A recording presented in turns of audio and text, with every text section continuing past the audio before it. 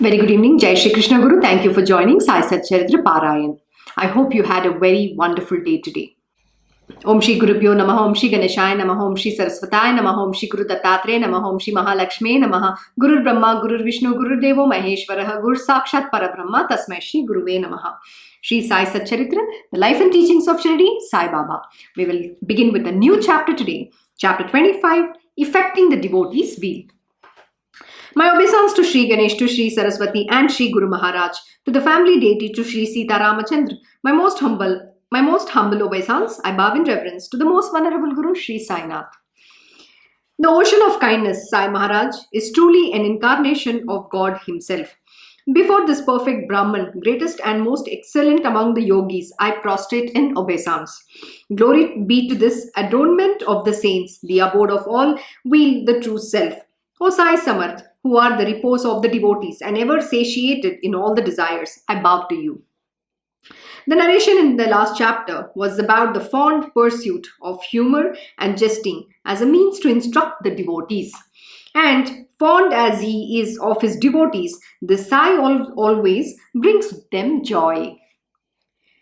Sai is the very image of highest mercy, and the one thing indeed here is steadfast devotion to him. The devotee should be trusting, should be affectionate. The fulfillment of all his desires will not then be wanting. Even Lord Shri Krishna has said to Uddhava that the Sadguru is verily in my image, and such should always be the loving devotion to the Sadguru. This is true, single-minded devotion. Wow, we begin with a bang. It's a very important verse to understand. What is being mentioned here? I'm going to reread this important verse. Even Lord Shri Krishna has said to Uddhava that the Sadguru is verily in my image. And such should also be the loving devotion to the Sadguru. This is true single-minded devotion. Let me reiterate, rather explain once again, what does this mean? See, I keep saying this, right? I'll keep giving examples of my own Guruji because that's the closest that I can narrate to you all, and definitely yes, from different scriptures that my Guruji has imparted about various saints and sages and different masters. Lord Shri Krishna has always said this, not just in Uddhav Gita. He has mentioned this in Bhagavad Gita and Srimad Bhagavatam as well. And there is also a very beautiful text or a scripture called Krishna Leela. Even in that, Lord Shri Krishna has very beautifully explained in one of the chapters where he says, the Guru is my own very self. I am none other than him alone. He is none other than me alone. So there is no difference between your Guru and myself. I touch the feet of those disciples and devotees who have surrendered unto the lotus feet of the Guru and who serves selflessly the great master, the Sadguru. We are not talking here about any ordinary masters. We are talking about the Sadguru, the Niyat Guru, who are the Lord Almighty themselves, the manifest form of themselves. Guru Sakshat Parabrahma. I keep saying this. Why? Because you need to understand, that everybody is not that great master. We are talking here only about the true Gurus, that Sachidanand, that knowledge incarnate. So you have to surrender and have single-pointed devotion. And only through single-pointed devotion can you achieve this. Actually, in the earlier verse, it is very beautifully mentioned where it is said, Sai is the very image of highest mercy. Absolutely. These great masters are the compassionate, the ocean of compassion, benevolence, kindness, forgiving. They are so merciful. And the one thing needed here is steadfast devotion. You need to have absolute faith and devotion unto this great master. The devotee should be trusting. Okay, there's a very important thing here. What is mentioned? The devotee should be trusting, should be affectionate. When you cannot be trustworthy, then how can you be in the presence of the great master? It's very important. If somebody cannot trust you, then you are going to backstab. You will be automatically removed out of that place. The Guruji will not even lift his finger. His universe will work in such a manner that you will be thrown out. Only those devotees can serve the master, one who has absolute purest of the heart, goodness of the heart, and who's truthful, who's guileless being. Every guru is actually described as a guileless being. Why? They are the personification of innocence. They are absolutely like a child. They have nothing hidden agenda. There's no agenda within them. They are that love incarnate. They are knowledge incarnate. They are the truth. They're the truth themselves. So they're absolutely guileless. They don't have deceit, conceit like human mind has. So you need to first be that kind of a being with that pure heart, and you have to be guileless. You have to be trusting and affectionate. You also have to show affection. It's not just that you say, oh, I love the Guruji, I love Lord Shri Krishna. Doesn't mean anything. It's mere words. My Guruji says, he'll always say this, right? Actions speak far greater than words. People blabber dime a dozen. They talk nonsense endlessly, and their mind mind is a mind full of sins. It keeps throwing. It's a mine by itself. It keeps digging up stuff and keeps throwing nonsensical stuff, and you fall prey to that. But the one who can serve the great master should be pure at heart. Everybody cannot offer service. Everybody cannot be with the guru. There is a criteria that you have to first meet.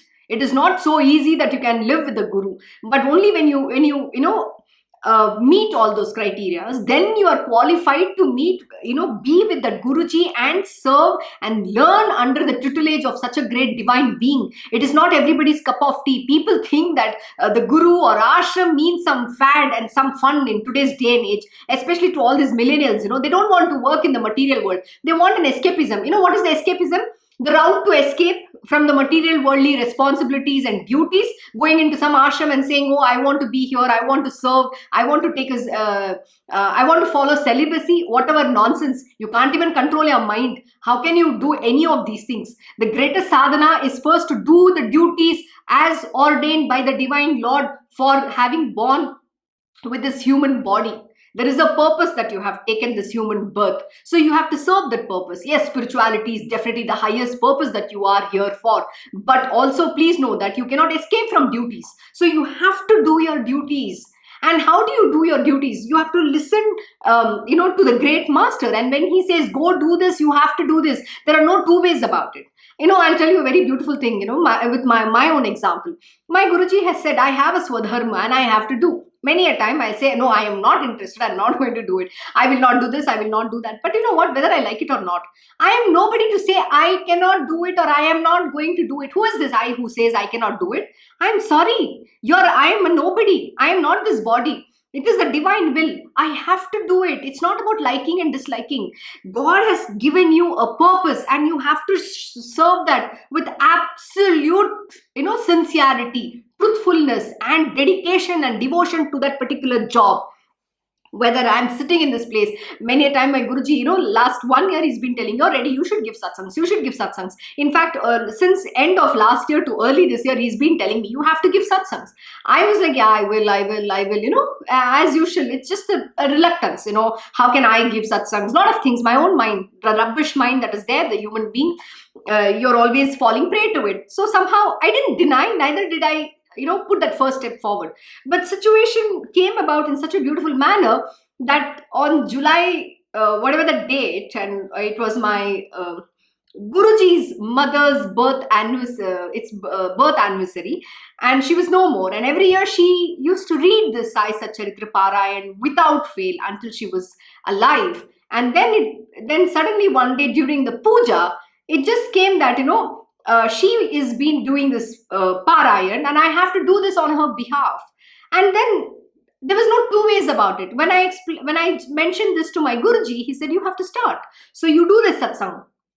You study the Sai Satcharita Parayan, and that's how it began. So the divine Lord Almighty will make me do that, whether I say yes or no. It is not my choice. So who is this ego? Why are we falling prey to the ego? So never fall prey to the ego, but just do your swadharma and surrender unto the lotus feet of the great master. And when you serve him with absolute respect, absolute humility, humbleness, being subservient, and having the trust, and most important, you should be trustworthy. You have to be trusting and you have to be affectionate. That is extremely important. And when you're all of this, then only you can evolve on the path of spiritual. It is not such an easy thing. People think spirituality means something fun. It's not so easy. And I was today mentioning this to someone in the evening. See, when you come in the presence of the great master and you want to evolve on the path of spirituality, the first thing that happens is he literally, you become naked in front of him. Naked doesn't mean you're naked with, from a physical body. No, what I mean is, whatever that human being you are, your tendencies, everything that human nature that is there, the inherent nature comes to the forefront. Every tendency of yours will come and stand in the forefront. You don't know what hits you. That is what the Guruji does. In his presence, you will literally become naked. You cannot hide yourself behind some, the very, we say, there's a very nice word in Tamil, they say pavam, or very, oh, he's such a bichara in Hindi, they say, oh, he's such an innocent person, portraying that, oh my God, like very, people do this, they just keep bowing and showing that very sad and very innocent face they show, themselves with. That's all fake. You're portraying an image. Your truth will come and stand in front of the great master. You don't know what will hit you also. This is how the purification happens. And at that time, you just don't even know what is going to happen to you. But that's the beauty of the spiritual journey. And then you will have to evolve on that path. The Guruji, the great master, will purify your heart, your mind, and then he will, fine-tune your, when I say fine-tune, he's not fine-tuning. You have to, control your inherent nature. You have to, fine-tune it and channel it for achieving a purpose in the world, whatever that purpose that you have been born with. And then is when your evolution on the path of spiritual happens. You will evolve. And most importantly, there is no escapism from duty for anybody, okay? And my Guruji, like he says, no, if you want to give up all your duties, you have to take sannyasa. Are you ready for that? Which means you cannot have attachments to family. You have to give up everything and just wear the orchard clothes and walk away. Are you capable? So if you're not capable, then don't even tell me, no, I want to take up celibacy, I want to do this, I want to, serve. What does service mean? Oh, you want to give importance to your bodily, put perfumes, dress, and talk about different aesthetics. Oh, this is looking nice, that is looking nice, I need to be like this. No, sir, it doesn't work like this. But my Guruji teaches a very beautiful lesson. That's almost very, very relevant, and how Lord Shri Krishna lives, his way of life. Lord Shri Krishna, wearing the finest of the Pitambari and wearing the Kaustubh, the most priceless gem, yet was the most detached being. He's a perfect celibate. Nobody can even touch, just a dot, the speck of who he is. And to attain that, you need to put arduous effort. It is not going to come on a platter, or just calling, hundreds, going into different ashrams and saying, he is my guru, he is my guru. There is only one Sadguru. Whoever is that real master, the master finds you. You don't find the master. But you need to have the burning desire for knowing yourself. That is what it is. So this is a very important verse. I hope you understood what is being mentioned here. So respect such a great guru. When you get an opportunity to meet this guru, do not discount and do not lose that opportunity. On the contrary, you should take that opportunity and evolve on your path of spiritual and get that spiritual wheel. A desire arose in my heart to write the life story of Shri Sai, and Sai revealed my anxiety to do so by getting his marvelous leelas written by me, which are so worthy of being listened to. Without my having the authority or the skill that comes of a deep knowledge of the Shastras, he has given the inspiration to a lowly creature like me, and has got this book written at my hands to bring an awareness to his devotees. When an arrogant person like me was commanded to keep a record, my dull intellect was enriched with knowledge and confidence instantly. At once, I took courage that this Sai, endowed with most excellent qualities that he is, will get his own records kept in order to uplift his own devotees. Or else, could I ever have ventured upon this illuminating literary composition, this pious prasad of the saint, the nectar of Sai's life? This life story of Sai is to the devotees is a panpoi of his nectar sweet stories.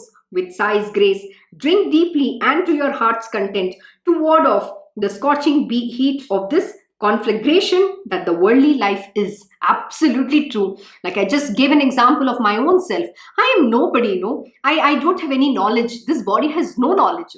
And dull intellect, a mind. How can I ever say I can even narrate or write something about these great beings? I don't know. You know what, when here like Hemad is saying how he was blessed by law Sai Baba and given that knowledge and the intellect to narrate and write these beautiful leelas of Sai Baba, he just did it because he was just an instrument in the Lord Almighty. Baba himself, gave him that knowledge and made him write. Hemad was just an instrument. Similarly, I am an instrument in my in the hands of my great master Krishna Guruji. The words are of his wisdom, not just this. Today I am sitting here and giving a satsang. There's a parayan going on, but I will also be I will also be writing his life stories, his autobiography as to who is this great Krishna Guruji. And I'm not joking. I began, Sri Ganesh is done, but I'm just stopped there. But when the right time comes, I just have to put that step forward. It is self-effort. See, everything is self-effort. I cannot say, Lord Sri Krishna is going to write through me or my Krishna Guruji will come and write through me. No, effort is mine. I have to take the pen. I have to find the time. I have to sit with, devotion, dedication, and the words will flow. That is how it is. Like today, there is a set time for this Sai Satcharita Parayan, 7 to 8 p.m. I'm making an effort sitting here, going through all of this and, reading the scripture to you all. So that's an effort and the words will just flow from my mouth. I don't have to even think what the words are going to be. I don't have to even worry about whether I'm going to speak nicely, whether I'm going to be able to articulate well. No, this is not, I'm not here going and giving a speech. These words are of his wisdom. It comes from within your heart. The divine Leela, these are all his beautiful stories. How blessed it feels every single day. I love this hour. I look forward for this 1 hour. It's the best, time well spent during my entire day. Yes, of course, we are all running the rat race, all that. Like I said yesterday, like my Guruji was teaching Das Bodh. In that Samarth Ramdas Guruji is mentioned. You need to dedicate the time for your spiritual upliftment. How much time in a day can you do? You need to read, you need to build your knowledge. You need to keep abreast both in your professional, in your personal, and in your material world. In the spiritual world. You have to do all of this. Nothing is going to come easy. As is your efforts, so are the results as well. So likewise, as is your experience, as is your faith, so are your experiences too. So nothing less, nothing more. So please make sure that you put your self-effort. Only then can you rise and empower the divine being within you. So this life story of Sai is to the devotees is a Pan Poi of his nectar sweet stories. With Sai's grace, drink deeply and to your heart's content to ward off the scorching heat of this conflagration that the worldly life is. This is not just a life story, but a veritable Somakant, from which the nectar of the moon constantly oozes out in the form of Sai's tales. May the devotees, like the thirsty chakor bird, drink of it to their heart's content and be satiated. Oh, my loving listeners, listen now with concentration and without any reservation to the sacred story of Sai, which will destroy the evil propensities and passions of this Kali Yuga. Absolutely. Lust, greed, anger, hatred, you name it, the list is endless. Today, the goodness and love, though, is, out of question. Nobody has goodness, nobody has love.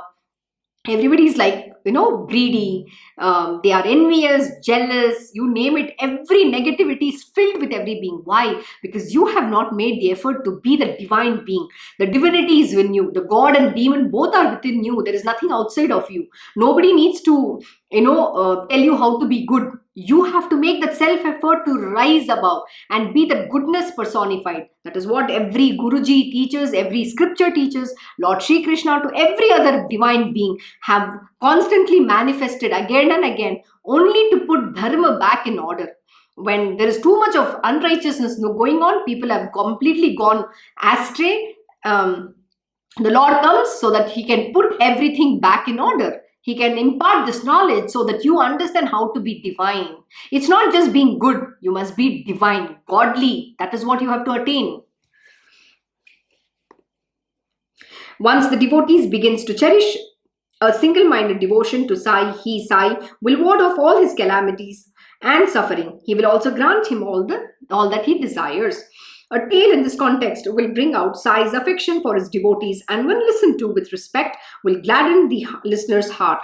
So, with utmost attention, listen to this wonderful story. I will only confirm you in your experience of how the Guru, our mother, is an ocean of compassion. Absolutely. The ocean of compassion.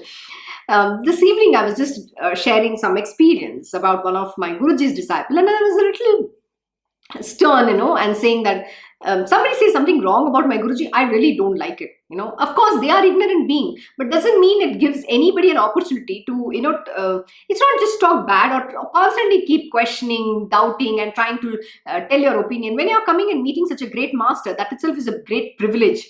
But instead of using the privilege for benefiting, you don't come and show your ego and arrogance. With all the fake gurus, they will go and respect. But when it's coming to my Guruji, because of his appearance, people just try to take him for granted, treat him like an ordinary human being, and that is something not acceptable by me. But my Guruji is an ocean of compassion. You know what he teaches me? He says, Rajma, you need to be very quiet. You need to show a little bit, you need to be patient. You need to have that compassion, because these are all ignorant beings. It's okay. They make mistakes. They don't know. See, one thing you need to understand. Around my great master, when you do such kind of sins, the sad part is I'm worried because he will have to suffer himself. He takes that sin on him. But you also need to know that his universe is listening and they're all saying Tatastu, and you're going to get from the universe back. My Guruji is not even going to lift his finger. He's not going to say one bad word. On the contrary, he's going to bless you more. He's going to show his compassion. He's always very loving. That is who my Guruji is. But being such a great master, imagine he's the Lord Almighty, Lord Shri Krishna himself. And when somebody's saying something like that to him, I cannot take it. So yes, I get into I remove my bow for guns. My Guruji, that's how he teases me. But he says, you need to a little bit tone down. So I become very aggressive and it's like very fiery. And then I say things like I just cannot digest the fact that somebody is saying something like that to my great master, Lord Shri Krishna itself, because it's a privilege to be under, sitting next to him or, talking to him and learning from him. Such a privilege is very rare. And when you get this privilege, you are trying to talk nonsense and disrespect. That is not acceptable. And that is why in Krishna Ashram, we say, you need to leave your ego, arrogance, and all the material worldly knowledge and chappal outside the door and then enter. We are not interested in where you do, what you do, how you do. It's none of our concern. And we have not invited anybody. You want to come? Please come here with that humility. Learn from my Guruji. And this door is open to everybody. Whether it's, you're evil, you're good. We are not judging anybody. But those who come with that love, trusting and affectionate to my Guruji, everybody is welcomed here. We serve everybody as Atiti Daivo Bhava. That is what Krishna Ashram lives and is known for. We live Lord Shri Krishna's way of life. I keep saying this. Every word in Bhagavad Gita is what my Guruji teaches us and which we live literally. And it is so beautiful. This ashram is not like any other ashram in this entire universe. Why? Because we literally live every scripture. Our Guruji teaches us how to live all of those words that is being taught by Lord Shri Krishna himself. That is what Krishna Ashram is known for. So, everybody is welcome, but at the same time, you need to also understand where you are coming and how you need to behave and show your humility, not your arrogance and trying to, behave nonsensical way here and disrespectful to my master, and that is never going to be acceptable. Please know this. His universe is going to then give you back too tight slap you and you will not know what hit you in life. So with utmost attention to this wonderful story, I will only confirm you in your experience of how the Guru, our mother, is an ocean of compassion. Absolutely. Brief as the story is in significance, it is profound. Attend to it for a moment and all your problems will be solved. Damu Anna was a wealthy, comfortably settled devotee from Ahmednagar belonging to the Kasar community. He was greatly attached to Sai. Listening to the story of this great devotee will bring you great joy and will actually demonstrate Sai's ever readiness to protect his devotees. At the annual Ram Navami celebrations, 2 new large banners are taken out in a procession at Shirdi. As everybody there knows, of these, one is Nana Sahib Nimonkar's and the other of this Damu Anna. For years now, this practice of theirs, born out of a loving devotion, has continued without a break. Damu Anna had 2 wives, but no son. With Sai's blessings, a son was born to him. By way of thanksgiving, he promised to fly a banner at the Ram Navami, taken out ceremoniously in a procession earlier. That year began the annual procession carrying the banner. The preparations for the processions are made in the house of the carpenter Kondya. From there, the procession carrying the banner starts amidst the clash of musical instruments. The two long banners are then tied to the two ends of the mosque, and that is how the festival is celebrated every year. Similarly, the fakirs who gather there are fed too, till satiated. In this way, Ram Navami is observed by this Shet Damu Anna. And it is this Damu Anna whose story I shall now narrate to the listeners. When heard attentively, you will experience Baba's prowess. A friend of his from Bombay wrote a letter to Damu Anna saying, "Let us do business such as will fetch us a net profit of rupees 2 lakhs. You and I will become partners and will each earn rupees 1 lakh. Make haste and send a reply. This transaction is genuine and free from any risk.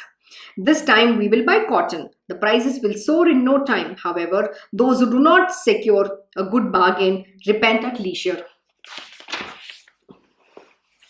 Let us not lose such an opportunity. Anna's mind was in great commotion. He had a firm faith in his friend, yet he could not make up his mind.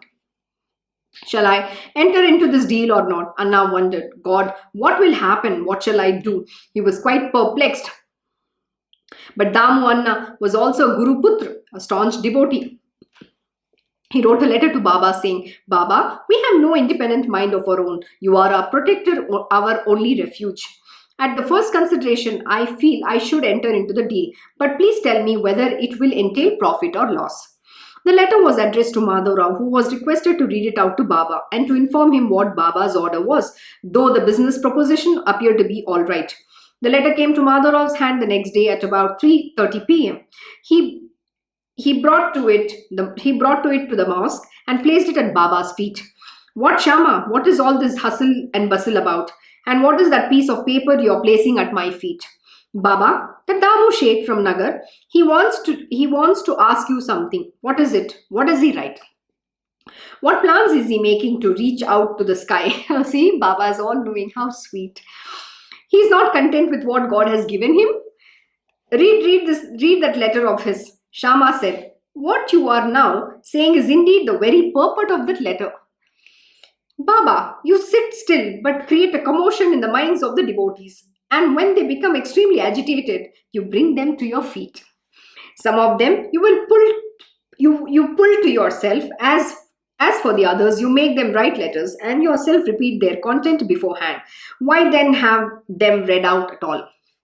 "Oh, Shama, read it now. Why do you believe what I say?" "Oh, I'm just a nobody." Actually, yes, the word nobody means they are not the body. "I speak whatever comes to my lips, but that is the gospel truth." Madhavrao then read out the letter, to which Baba listened with great attention. He then said with genuine concern, "This Shetty seems to have gone crazy." Tell him in reply, what is it that is wanting in his home? Even half a piece of bread is enough for us. Do not be tempted by lakhs." Damu Anna was eagerly awaiting the reply every moment and read the letter that instant it arrived. As he read it, Damu Shet was greatly disappointed.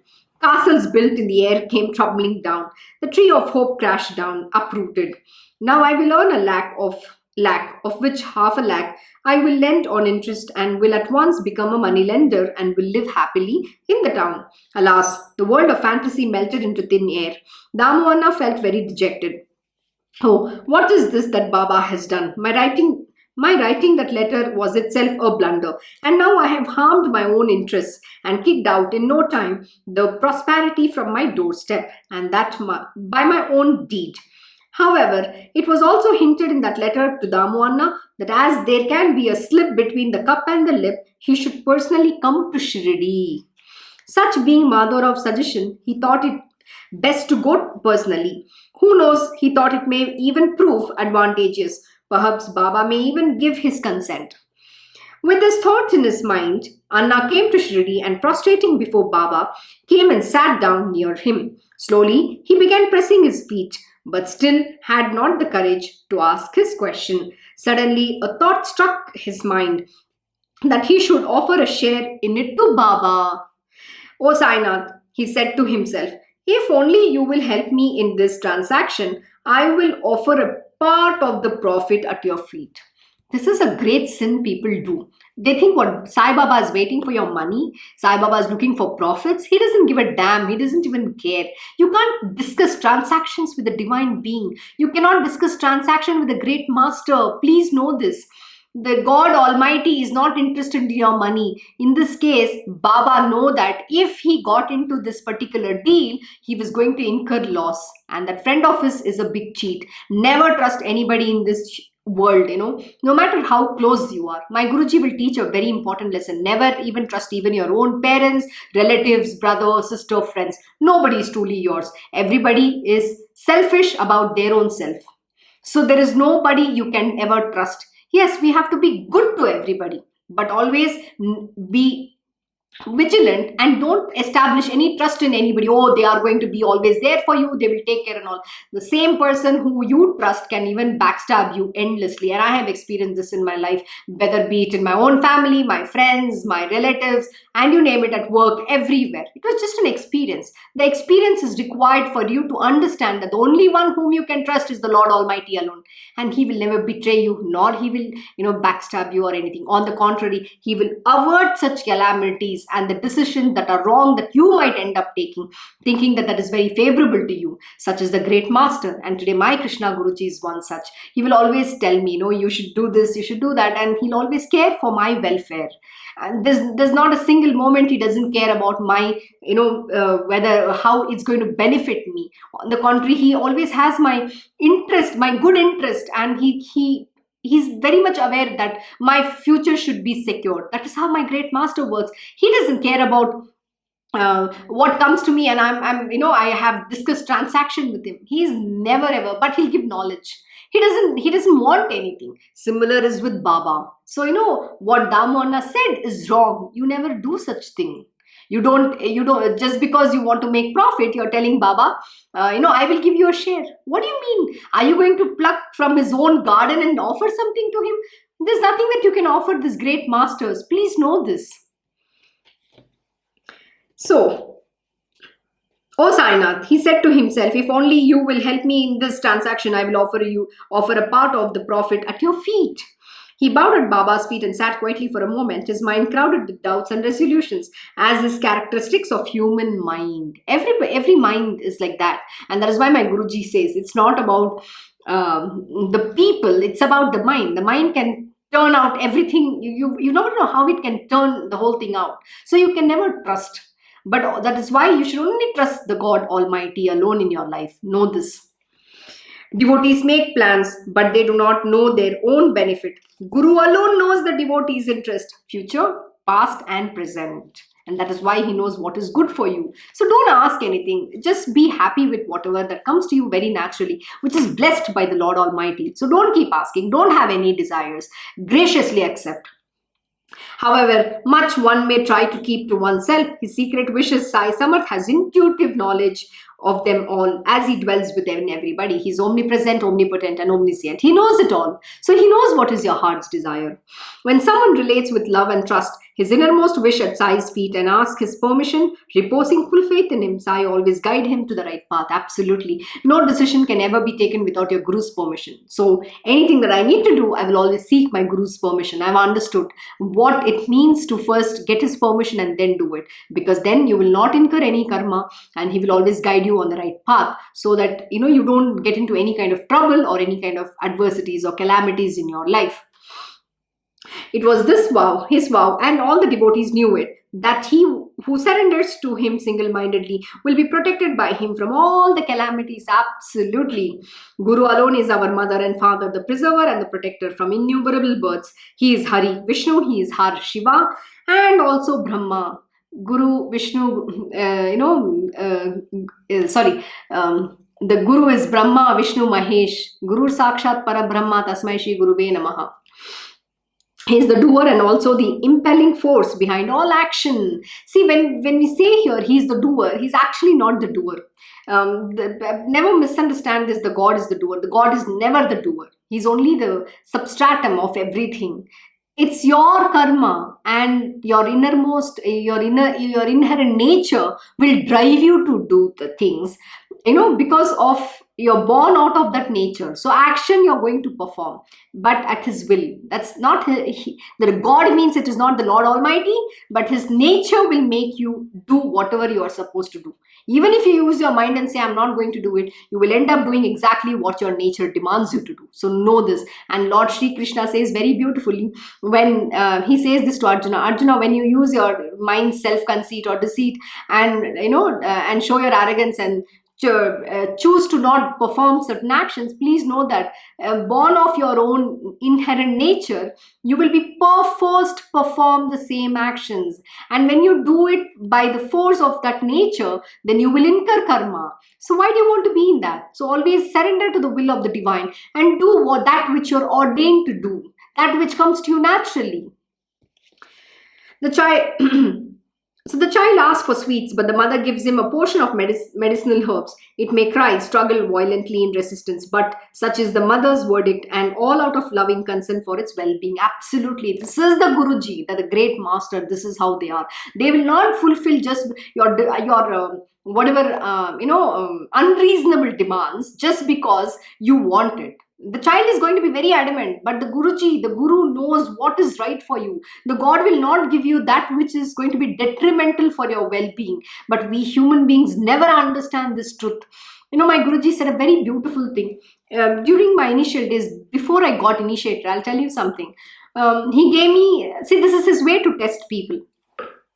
He said, one of his first disciples, when she met him, and then she said, he asked her, what do you want?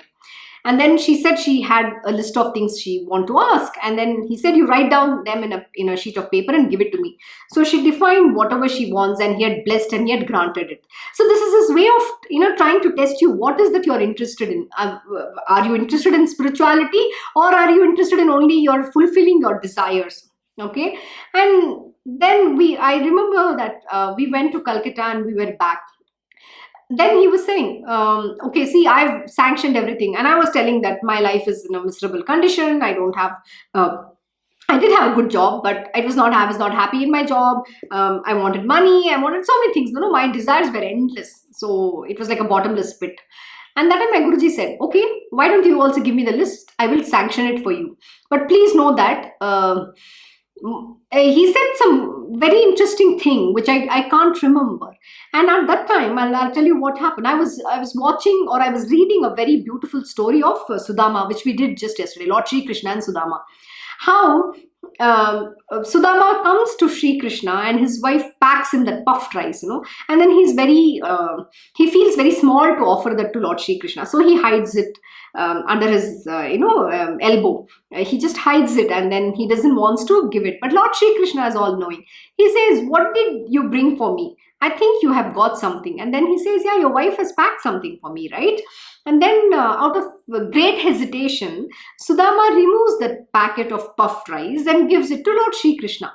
And Rukmini is very much there. And how does Lord Shri Krishna treat Sudama? The moment he arrives, he brings this is our paddhati, it's our culture, our tradition, it's Sanatan Dharma, our Hindu, it's not Hindu, but Sanatan Dharma, our culture, which is taught in every scripture. And that is why the Lord sets an example. The moment Sudama arrives, he makes him seated in his own seat, and then he washes his feet, and then Rukmini she makes arrangements for a good meal to be offered to this great friend of Lord Shri Krishna. And then once he serves him and takes care of him, Sudama doesn't ask. Actually, Sudama's wife has sent him to go and ask him for some help so that their poverty could be, they could overcome their poverty, the very bad state that they were in. So, but Sudama couldn't ask anything with Lord Shri Krishna at that moment in time. But Lord Shri Krishna says, give me that puffed rice. And then the moment Sudama very hesitantly offers it to Lord Shri Krishna, He takes one fistful of it and puts it in his mouth. And then he was going to take one more fistful, and then Rukmini stops him, says, "No, you mean you're going to grant him so much? No, we can't. You cannot grant him like this. Otherwise, I will have to go and sit in Sudama's home. In the sense, all the wealth will go there. You always offer, you have to only give so much that they can handle it. You cannot you cannot give them beyond their capacity to handle those things, because then that will take you away from your path of spiritual weal, because then arrogance, ego, every other thing will come, which is not good." And that time, without asking, Lord Shri Krishna blessed Sudama. So this is what I read at that time. And then I made it my point that I'm not going to give any list to my Guruji. Right immediately after that, I called him and I said, "You know what, Krishna Guruji, I don't want to give you any list, and I don't care about any list. Whatever you have to offer to me, you will anyways give me, and I don't need anything. I want to go on the path of spiritual. I only want you." These were my words. I still remember that moment. I was literally in my office, standing near the window. I made this call to my Guruji and I said to him, right immediately, a week after, I got initiated. I got the initiation to be on the path of spiritual. And that moment was absolutely beautiful. And then I never asked him. And I know whatever he has to give me, he will give me. And one thing that he has always said, you should always be ready to handle something. So you have to evolve from small to, you have to grow in a very steady manner. If you grow from one step to right, at the top, the fall is very easy as well. And when you fall from there, it's also very difficult. So don't have to want. And then over that period of time, anything that came on its own was very beautifully accepted. And then there is contentment in that. You feel truth. But you know what, I'll tell you something. What can happen, your mind is always going to throw a lot of desires. It's going to hanker for things. But you need to surrender at that time. You have to do your guru seva, you have to surrender, and then the Guruji will remove all that desires from your being. It will just go away on its own. Even today I was saying, my Guruji, I need more saris. I want to, I'm doing satsangs now. But that's just a desire. Even if I say that is not correct, but I say that to my Guruji, and my Guruji has a very beautiful way to explain all of this. But it's very important that you don't have such desires, and even if you have, you shouldn't never ask, but on its own it will get fulfilled, or you will be able to overcome that. That is how the great master works. And then it was amazing, I'm telling you. And then the journey was itself very beautiful. But doesn't mean you stop there. There are a lot of different things that happen, but I'm going to stop the story right here, but we will continue, and I will narrate what happens as you advance on this path of spirituality. That's quite tough, and then you'll understand how the desires come in so much more force on you, and how do you then overcome this. That's very beautiful. I'll explain to you later. So let's continue from where we stopped. So the mother will only give you, even though it is bitter, you accept it, because your God knows what is right for you. This is what it is. And when I surrendered to my Guruji, he blessed and he gave me that which was right for me. It is very beautiful. I'm not joking. Today I'm very grateful every single day. These kind of lessons, that when it gets revealed, I'm only thankful that he took care of me so beautifully. And I also misunderstood his ways in the initial days. You can never understand the great master. You cannot fathom. All he cares about is everybody's well-being. He doesn't mean bad, or he doesn't mean any harm to anybody. Even if somebody is going through some test or some experience, it is only a progress. And in that there is some good going to come about, which we don't know. We think that's a very painful thing, but go through that journey, go through that experience and learn from it. That is how it is. So accept everything that comes to you with the blessing of your Guru and the God alone. Anna may well offer him a share, but was Baba going to be tempted by it? He was a selfless love and an eager readiness for the devotee's welfare. He to whom wealth, gold was a dust. Of what value was that shared to him? These saints incarnate on earth only for the uplift of the meek and the lowly. I hope you understood. I've already explained this. Only he is a true saint whose life is enriched by practicing yama, niyama, shama, dhamma, who is free from the weakness such as attachment and envy, and whose lift is meant only for kindness to others. Damohanna's idea of keeping Baba's share was really a secret of his innermost heart. See, he didn't verbalize it, but just the thought is also not good. It's very dangerous. And now listen carefully to the reply that Baba gave him quite openly. Baba knew the secret desires of every living creature. He knew their present, past, and future clearly, like a myrobalan on one's palm. Baba knew full well the future condition of his devotee. Just listen as to how he alerted him in clear words and at the right time. Baba warned him affectionately. Oh, I am not a party to any of this. Mind you, seeing that Baba had not approved of such a fine business proposition, Anna felt quite abashed. However, on hearing Baba's words, Damonna got the message. He abandoned the plan in his mind and, with face bent down, sat still, greatly dejected. Again, one other idea came to his mind. Shall I trade in cereal grains like rice or wheat? Listen to Baba's reply to this. You will buy at 5 seers a measure of weight, a rupee, but sell at 7 seers. These words made Anna feel heartily ashamed of himself. Nothing ever happens anywhere that Baba does not know. Up and down and everywhere, everything lies open before him.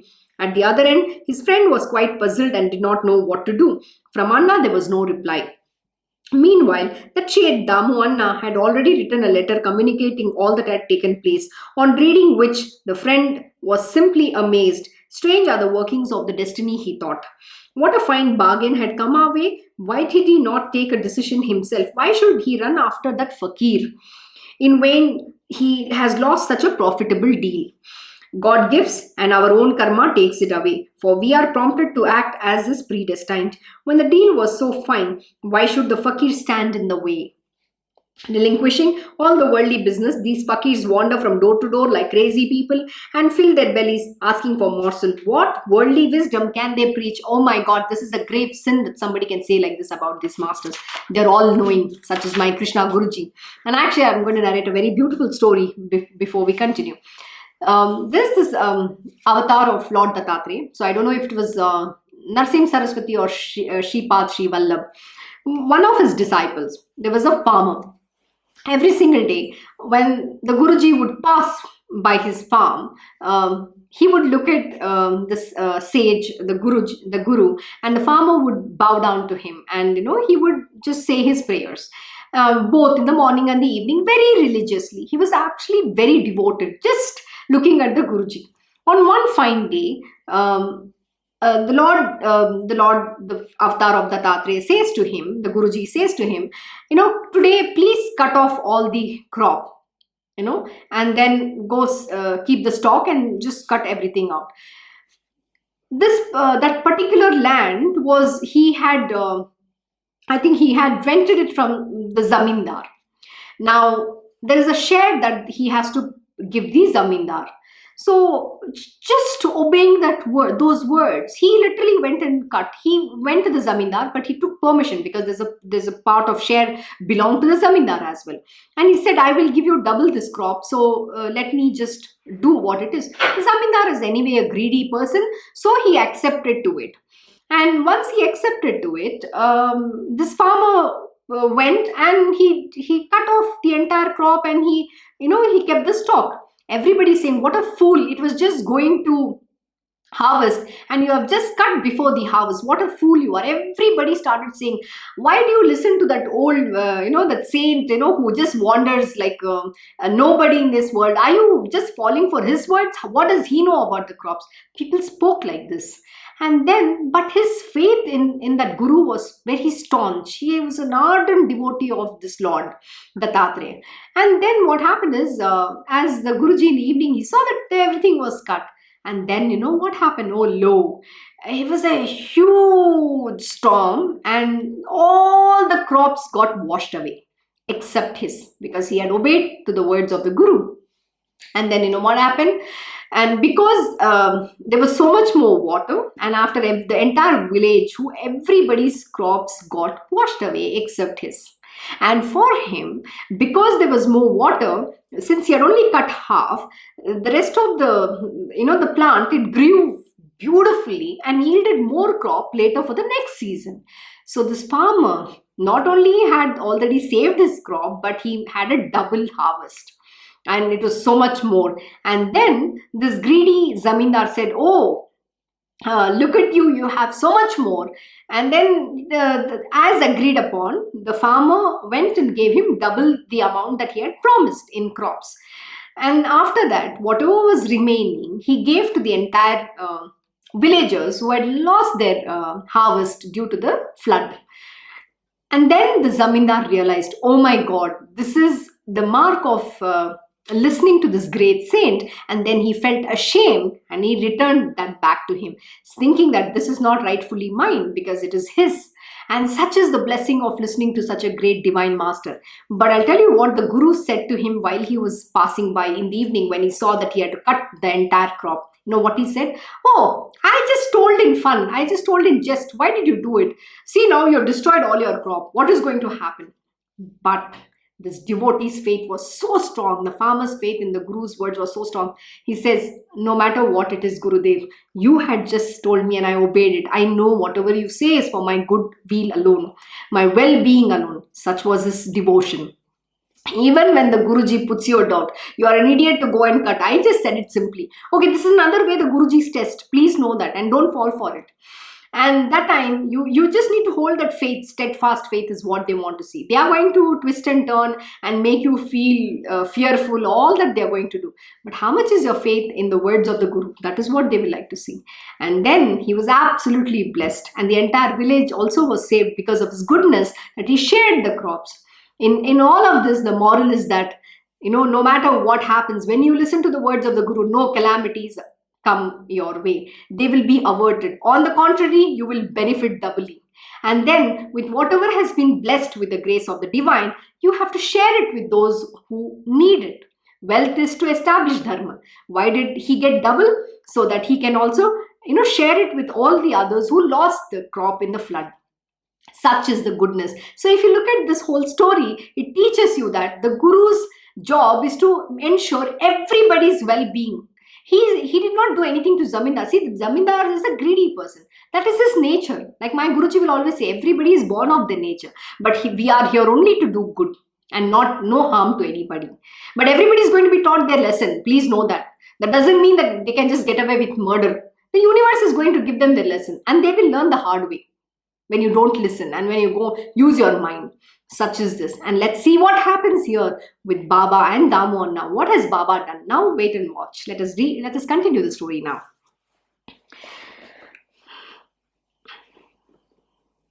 But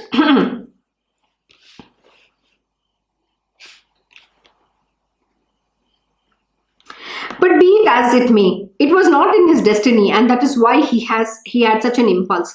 I better look for another partner. What is not destined will never come about, as the saying goes.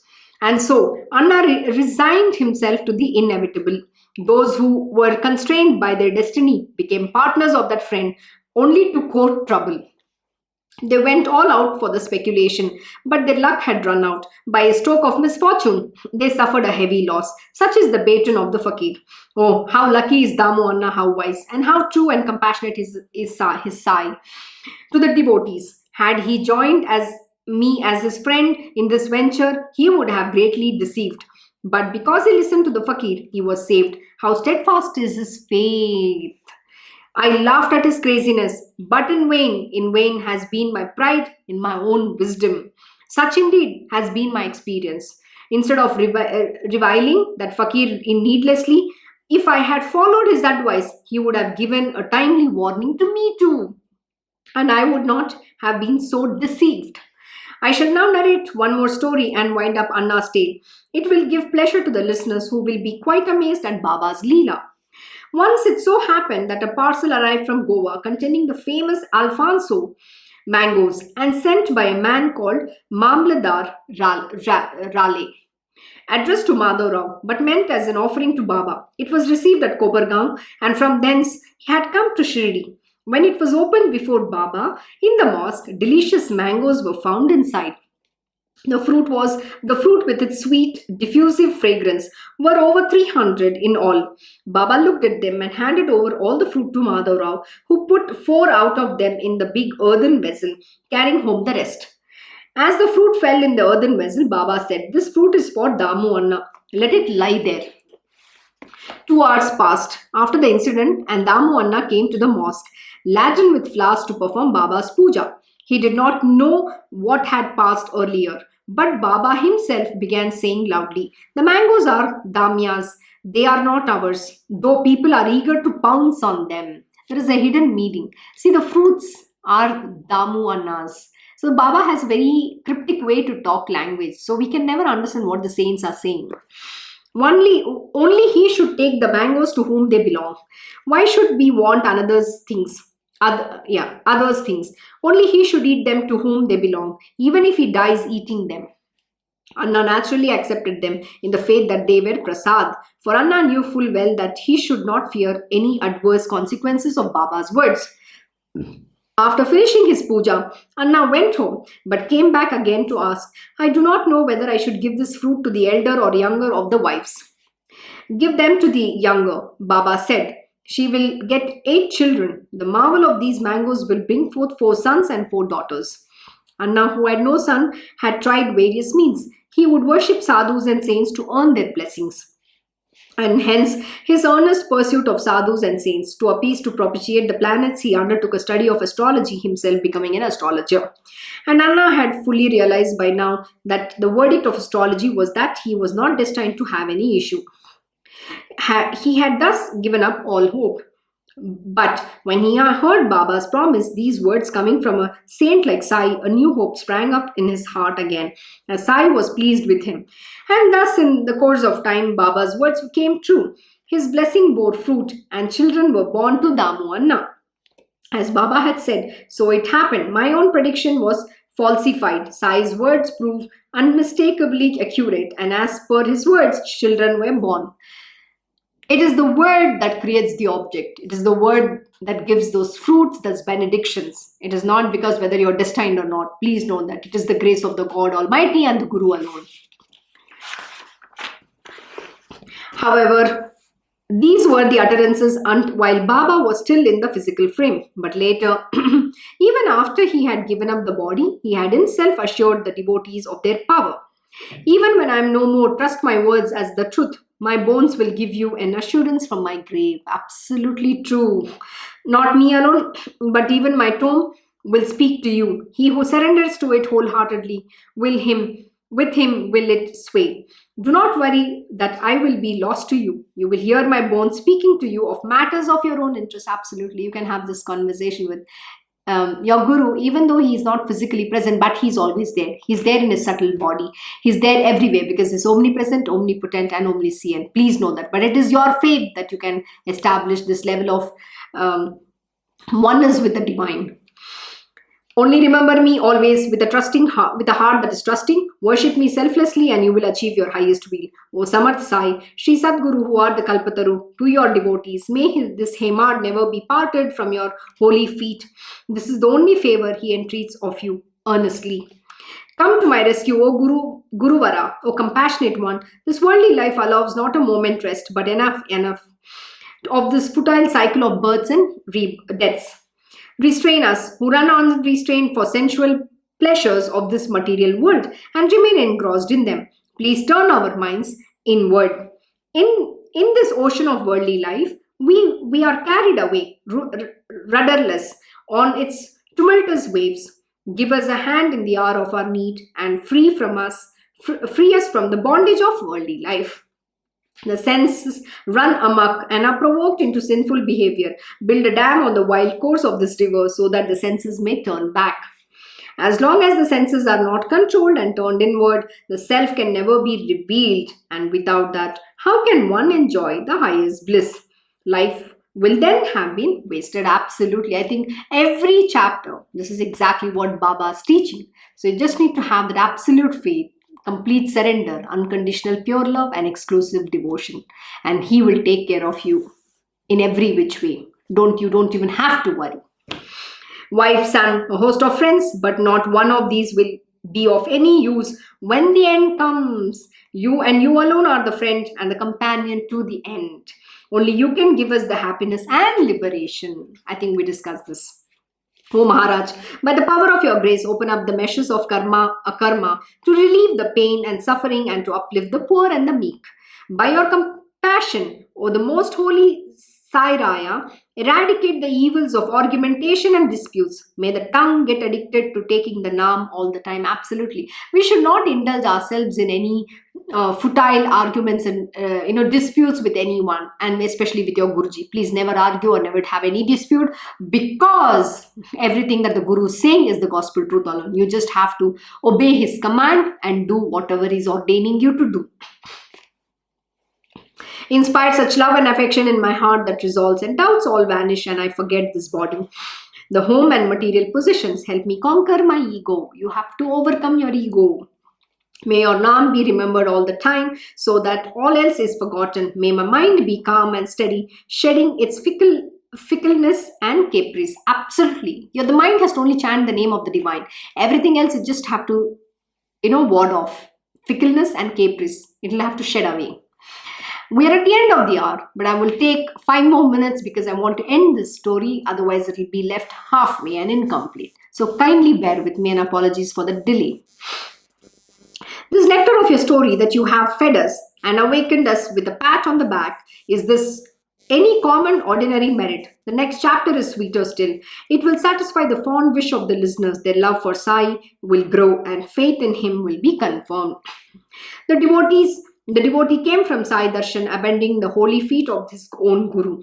But as he made obeisance at Sai's feet, Sai confirmed his devotion to his own Guru. Absolutely. See, there are a lot of people who come to my Guruji as well, and they already have their Gurus. You know what my Guru does? He confirms and establishes that their faith back in their own Guru.